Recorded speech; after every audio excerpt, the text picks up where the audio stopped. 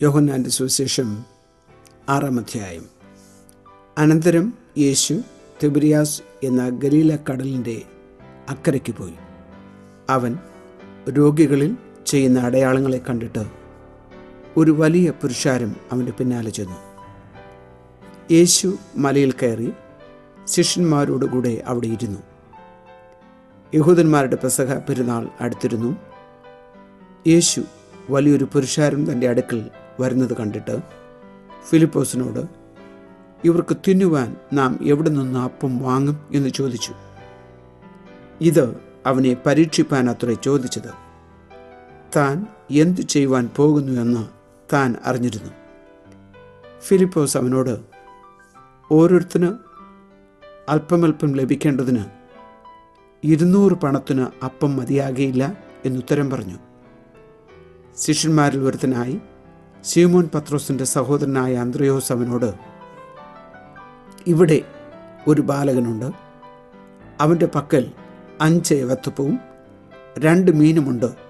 എങ്കിലും ഇത്ര പേർക്ക് അത് എന്തുള്ളൂ എന്ന് പറഞ്ഞു. ആളുകളെ ഇരുത്തുവിൻ എന്ന് യേശു പറഞ്ഞു. ആ സ്ഥലത്ത് വളരെ പുല്ലുണ്ടായിരുന്നു. 5000-ഓളം പുരുഷന്മാർ ഇരുന്നു. പിന്നെ യേശു അപ്പമെടുത്തു, വാഴ്ത്തി ഇരുന്നവർക്ക് പങ്കിട്ട് കൊടുത്തു. അങ്ങനെ തന്നെ മീനും വേണ്ടുന്നിടത്തോളം കൊടുത്തു. അവർക്ക് തൃപ്തിയായ ശേഷം അവൻ ശിഷ്യന്മാരോട്, ശേഷിച്ച കഷ്ണം ഒന്നും നഷ്ടമാക്കാതെ ശേഖരിപ്പിൻ എന്ന് പറഞ്ഞു. 5 യവത്തപ്പത്തിൽ നിന്ന് ശേഷിച്ച കഷ്ണം അവർ ശേഖരിച്ച് 12 കൊട്ട നിറച്ചെടുത്തു. അവൻ ചെയ്ത അടയാളം ആളുകൾ കണ്ടിട്ട്, ലോകത്തിലേക്ക് വരുവാനുള്ള പ്രവാചകൻ ഇവനാകുന്നു സത്യം എന്ന് പറഞ്ഞു. അവർ വന്ന് തന്നെ പിടിച്ച് രാജാവാക്കുവാൻ ഭാവിക്കുന്നു എന്ന് യേശു അറിഞ്ഞിട്ട് പിന്നെയും തനിച്ച് മലയിലേക്ക് വാങ്ങിപ്പോയി. സന്ധ്യയായപ്പോൾ ശിഷ്യന്മാർ കടൽപ്പുറത്തേക്ക് ഇറങ്ങി. പടക് കയറി കടൽക്കരെ കഫർന്നഹൂമിലേക്ക് യാത്രയായി. ഇരുട്ടായ ശേഷവും യേശു അവരുടെ അടുക്കൽ വന്നിരുന്നില്ല. കൊടുങ്കാറ്റടിക്കയാൽ കടൽ കോപിച്ചു. അവർ 4-5 നാഴിക ദൂരത്തോളം വലിച്ച ശേഷം യേശു കടലിന്മേൽ നടന്ന് പടകിനോട് സമീപിക്കുന്നത് കണ്ട് പേടിച്ചു. അവൻ അവരോട്, ഞാനാകുന്നു, പേടിക്കേണ്ട എന്ന് പറഞ്ഞു. അവർ അവനെ പടകിൽ കയറ്റുവാൻ ഇച്ഛിച്ചു. ഉടനെ പടക് അവർ പോകുന്ന ദേശത്ത് എത്തിപ്പോയി. പിറ്റേന്നാൾ കടൽക്കര നിന്ന പുരുഷാരം ഒരു പടകല്ലാതെ അവിടെ വേറെ ഇല്ലായിരുന്നു എന്നും യേശു ശിഷ്യന്മാരോടുകൂടെ പടകിൽ കയറാതെ ശിഷ്യന്മാർ മാത്രം പോയിരുന്നു എന്നും ഗ്രഹിച്ചു. എന്നാൽ കർത്താവ് വാഴ്ത്തിയിട്ട് അവർ അപ്പം തിന്ന സ്ഥലത്തിനരികെ തിബരിയാസിൽ നിന്ന് ചെറു പടകുകൾ എത്തിയിരുന്നു. യേശു അവിടെ ഇല്ല, ശിഷ്യന്മാരും ഇല്ല എന്ന് പുരുഷാരം കണ്ടപ്പോൾ തങ്ങളും പടക് കയറി യേശുവിനെ തിരഞ്ഞ് കഫർന്നഹൂമിലെത്തി. കടൽക്കരെ അവനെ കണ്ടെത്തിയപ്പോൾ, റബി, നീ എപ്പോൾ ഇവിടെ വന്നു എന്ന് ചോദിച്ചു. അതിന് യേശു, ആമേൻ ആമേൻ, ഞാൻ നിങ്ങളോട് പറയുന്നു, നിങ്ങൾ അടയാളം കണ്ടതുകൊണ്ടല്ല, അപ്പം തിന്ന് തൃപ്തരായതുകൊണ്ടത്രേ എന്നെ അന്വേഷിക്കുന്നത്. നശിച്ചു പോകുന്ന ആഹാരത്തിനായിട്ടല്ല, നിത്യജീവങ്കിലേക്ക് നിലനിൽക്കുന്ന ആഹാരത്തിനായിട്ട് തന്നെ പ്രവർത്തിപ്പീൻ. അത് മനുഷ്യപുത്രൻ നിങ്ങൾക്ക് തരും. അവനെ പിതാവായ ദൈവം മുദ്രയിട്ടിരിക്കുന്നു എന്ന് ഉത്തരം പറഞ്ഞു. അവർ അവനോട്, ദൈവത്തിനു പ്രസാദമുള്ള പ്രവൃത്തികളെ പ്രവർത്തിക്കേണ്ടതിന് ഞങ്ങൾ എന്തു ചെയ്യണം എന്ന് ചോദിച്ചു.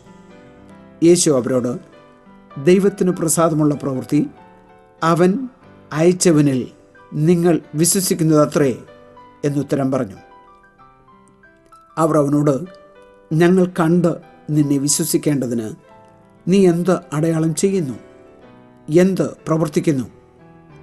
നമ്മുടെ പിതാക്കന്മാർ മരുഭൂമിയിൽ മന്ന തിന്നു, അവർക്ക് തിന്നുവാൻ സ്വർഗത്തിൽ നിന്ന് അപ്പം കൊടുത്തു എന്ന് എഴുതിയിരിക്കുന്നുവല്ലോ എന്ന് പറഞ്ഞു. യേശു അവരോട്, ആമേൻ ആമേൻ, ഞാൻ നിങ്ങളോട് പറയുന്നു, സ്വർഗത്തിൽ നിന്നുള്ള അപ്പം മോശയല്ല നിങ്ങൾക്ക് തന്നത്, എൻ്റെ പിതാവത്രേ സ്വർഗത്തിൽ നിന്നുള്ള സാക്ഷാൽ അപ്പം നിങ്ങൾക്ക് തരുന്നത് ദൈവത്തിൻ്റെ അപ്പമോ സ്വർഗത്തിൽ നിന്ന് ഇറങ്ങി വന്ന് ലോകത്തിന് ജീവനെ കൊടുക്കുന്നതാകുന്നു എന്ന് പറഞ്ഞു. അവരവനോട്, കർത്താവേ, ഈ അപ്പം എപ്പോഴും ഞങ്ങൾക്ക് തരണമേ എന്ന് പറഞ്ഞു. യേശു അവരോട് പറഞ്ഞത്, ഞാൻ ജീവൻ്റെ അപ്പമാകുന്നു. എൻ്റെ അടുക്കൽ വരുന്നവന് വിശക്കുകയില്ല. എന്നിൽ വിശ്വസിക്കുന്നവന് ഒരു നാളും ദാഹിക്കുകയുമില്ല. എന്നാൽ നിങ്ങൾ എന്നെ കണ്ടിട്ടും വിശ്വസിക്കുന്നില്ല എന്ന് ഞാൻ നിങ്ങളോട് പറഞ്ഞുവല്ലോ. പിതാവ് എനിക്ക് തരുന്നതൊക്കെയും എൻ്റെ അടുക്കൽ വരും. എൻ്റെ അടുക്കൽ വരുന്നവനെ ഞാൻ ഒരു നാളും തള്ളിക്കളയുകയില്ല. ഞാൻ എൻ്റെ ഇഷ്ടമല്ല, എന്നെ അയച്ചവൻ്റെ ഇഷ്ടമത്ര ചെയ്യുവാൻ സ്വർഗത്തിൽ നിന്ന് ഇറങ്ങി വന്നിരിക്കുന്നത്. അവൻ എനിക്ക് തന്നതിൽ ഒന്നും ഞാൻ കളയാതെ എല്ലാം ഒടുക്കത്തെ നാളിൽ ഉയർത്തെഴുന്നേൽപ്പിക്കണം എന്നാകുന്നു എന്നെ അയച്ചവൻ്റെ ഇഷ്ടം. പുത്രനെ നോക്കിക്കൊണ്ട് അവനിൽ വിശ്വസിക്കുന്ന ഏവനും നിത്യജീവൻ ഉണ്ടാകണമെന്നാകുന്നു എൻ്റെ പിതാവിൻ്റെ ഇഷ്ടം. ഞാൻ അവനെ ഒടുക്കത്തെ നാളിൽ ഉയർത്തെഴുന്നേൽപ്പിക്കും. ഞാൻ സ്വർഗത്തിൽ നിന്ന് ഇറങ്ങി വന്ന അപ്പമെന്ന് അവൻ പറഞ്ഞതിനാൽ യഹൂദന്മാർ അവനെക്കുറിച്ച് പിറുപിറുത്തു. ഇവൻ യോസേഫിൻ്റെ പുത്രനായ യേശു അല്ലയോ? അവൻ്റെ അപ്പനെയും അമ്മയെയും നാം അറിയുന്നുവല്ലോ. പിന്നെ ഞാൻ സ്വർഗത്തിൽ നിന്ന് ഇറങ്ങി വന്നു എന്ന് അവൻ പറയുന്നത് എങ്ങനെ എന്ന് അവർ പറഞ്ഞു. യേശു അവരോട് ഉത്തരം പറഞ്ഞത്, നിങ്ങൾ തമ്മിൽ പിറുപിറുക്കേണ്ട.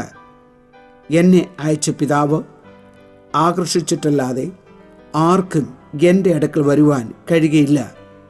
ഞാൻ ഒടുക്കത്തെ നാളിൽ അവനെ ഉയർത്തെഴുന്നേൽപ്പിക്കും. എല്ലാവരും ദൈവത്താൽ ഉപദേശിക്കപ്പെട്ടവരാകും എന്ന് പ്രവാചക പുസ്തകങ്ങളിൽ എഴുതിയിരിക്കുന്നു. പിതാവിനോട് കേട്ടു പഠിച്ചവനെല്ലാം എൻ്റെ അടുക്കൽ വരും. പിതാവിനെ ആരെങ്കിലും കണ്ടിട്ടുണ്ട് എന്നല്ല, ദൈവത്തിൻ്റെ അടുക്കൽ നിന്ന് വന്നവൻ മാത്രമേ പിതാവിനെ കണ്ടിട്ടുള്ളൂ. ആമേൻ, ആമേൻ, ഞാൻ നിങ്ങളോട് പറയുന്നു, വിശ്വസിക്കുന്നവന് നിത്യജീവനുണ്ട്. ഞാൻ ജീവൻ്റെ അപ്പമാകുന്നു.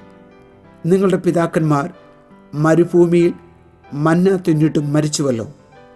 ഇതോ തിന്നുന്നവൻ മരിക്കാതിരിക്കേണ്ടതിന് സ്വർഗത്തിൽ നിന്ന് ഇറങ്ങുന്ന അപ്പമാകുന്നു.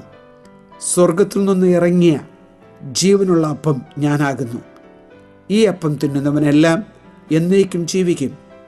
ഞാൻ കൊടുപ്പാനിരിക്കുന്ന അപ്പമോ ലോകത്തിൻ്റെ ജീവനു വേണ്ടി ഞാൻ കൊടുക്കുന്ന എൻ്റെ മാംസമാകുന്നു. ആകയാൽ യഹൂദന്മാർ നമുക്ക് തൻ്റെ മാംസം തിന്നേണ്ടതിന് തരുവാൻ ഇവന് എങ്ങനെ കഴിയുമെന്ന് പറഞ്ഞ് തമ്മിൽ വാദിച്ചു. യേശു അവരോട് പറഞ്ഞത്, ആമേൻ, ആമേൻ, ഞാൻ നിങ്ങളോട് പറയുന്നു, നിങ്ങൾ മനുഷ്യപുത്രൻ്റെ മാംസം തിന്നാതെയും അവൻ്റെ രക്തം കുടിക്കാതെയും ഇരുന്നാൽ നിങ്ങൾക്ക് ഉള്ളിൽ ജീവനില്ല.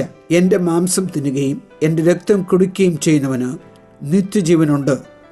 ഞാൻ ഒടുക്കത്തെ നാളിൽ അവനെ ഉയർത്തെഴുന്നേൽപ്പിക്കും. എൻ്റെ മാംസം സാക്ഷാൽ ഭക്ഷണവും എൻ്റെ രക്തം സാക്ഷാൽ പാനീയവും ആകുന്നു. എൻ്റെ മാംസം തിന്നുകയും എൻ്റെ രക്തം കുടിക്കുകയും ചെയ്യുന്നവൻ എന്നിലും ഞാൻ അവനിലും വസിക്കുന്നു. ജീവനുള്ള പിതാവ് എന്നെ അയച്ചിട്ട് ഞാൻ പിതാവിൻ മൂലം ജീവിക്കുന്നത് പോലെ എന്നെ തിന്നുന്നവൻ എൻ മൂലം ജീവിക്കും. സ്വർഗത്തിൽ നിന്ന് ഇറങ്ങി വന്ന അപ്പം ഇതാകുന്നു. പിതാക്കന്മാർ തിന്നുകയും മരിക്കുകയും ചെയ്തതുപോലെയല്ല, ഈ അപ്പം തിന്നുന്നവൻ എന്നേക്കും ജീവിക്കും. അവൻ കവർന്നഭൂമിയിൽ ഉപദേശിക്കുമ്പോൾ പള്ളിയിൽ വെച്ച് ഇത് പറഞ്ഞു. അവൻ്റെ ശിഷ്യന്മാർ പലരും അത് കേട്ടിട്ട്, ഇത് കഠിനവാക്ക്, ഇത് ആർക്ക് കേൾപ്പാൻ കഴിയും എന്ന് പറഞ്ഞു. ശിഷ്യന്മാർ അതിനെ ചൊല്ലി പിറുപിറുക്കുന്നത് യേശു തന്നിൽ തന്നെ അറിഞ്ഞു അവരോട്, ഇത് നിങ്ങൾക്ക് ഇടർച്ചയാകുന്നുവോ? മനുഷ്യപുത്രൻ മുമ്പേ ഇരുന്നിടത്തേക്ക് കയറിപ്പോകുന്നത് നിങ്ങൾ കണ്ടാലോ? ജീവിപ്പിക്കുന്നത് ആത്മാവാകുന്നു, മാംസം ഒന്നിനും ഉപകരിക്കുന്നില്ല. ഞാൻ നിങ്ങളോട് സംസാരിച്ച വചനങ്ങൾ ആത്മാവും ജീവനും ആകുന്നു. എങ്കിലും വിശ്വസിക്കാത്തവർ നിങ്ങളുടെ ഇടയിലുണ്ട് എന്ന് പറഞ്ഞു.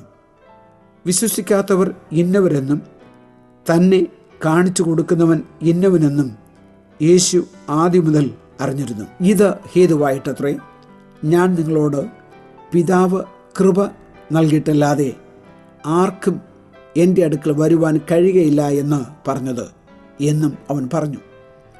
അന്നു മുതൽ അവൻ്റെ ശിഷ്യന്മാരിൽ പലരും പിൻവാങ്ങിപ്പോയി, പിന്നെ അവനോടുകൂടെ സഞ്ചരിച്ചില്ല. ആകയാൽ യേശു 12 നിങ്ങൾക്കും പൊയ്ക്കൊള്ളുവാൻ മനസ്സുണ്ടോ എന്ന് ചോദിച്ചു. സീമോൻ പത്രോസ് അവനോട്, കർത്താവേ, ഞങ്ങൾ ആരുടെ അടുക്കൽ പോകും? നിത്യജീവൻ്റെ വചനങ്ങൾ നിന്റെ പക്കലുണ്ട്. നീ ദൈവത്തിൻ്റെ പരിശുദ്ധൻ എന്ന് ഞങ്ങൾ വിശ്വസിച്ചു അറിഞ്ഞുമിരിക്കുന്നു എന്ന് ഉത്തരം പറഞ്ഞു. യേശു അവരോട്, നിങ്ങളെ 12 പേരെ ഞാൻ തിരഞ്ഞെടുത്തില്ലയോ? എങ്കിലും നിങ്ങളിൽ ഒരുത്തൻ ഒരു പിശാചാകുന്നു എന്നുത്തരം പറഞ്ഞു. ഇത് അവൻ ശിമോൻ ഇസ്കരിയോത്താവിൻ്റെ മകനായ യൂദയെക്കുറിച്ച് പറഞ്ഞു. ഇവൻ 12 പേരിൽ ഒരുത്തനെങ്കിലും അവനെ കാണിച്ചു കൊടുപ്പാനുള്ളവൻ ആയിരുന്നു.